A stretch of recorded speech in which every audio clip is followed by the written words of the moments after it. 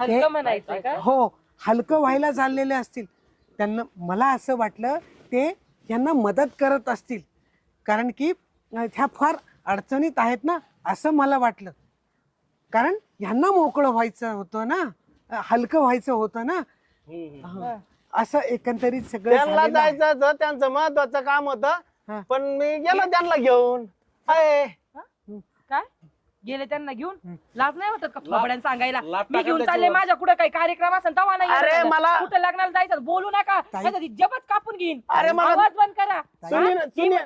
सुनीनं जाताना कमी पडली होती. सुनीला- तिची बहिणीच्या बहिणीमुळे आपला संसार मोडला तर लक्षात अरे नाही. आवाज बंद करायचं, बोलायचं नाही एक शब्दांनी. अरे- तिच्यामुळे संसार मोडला लक्षात नाही. ताई- लक्षात हा, बोल काय तुझं?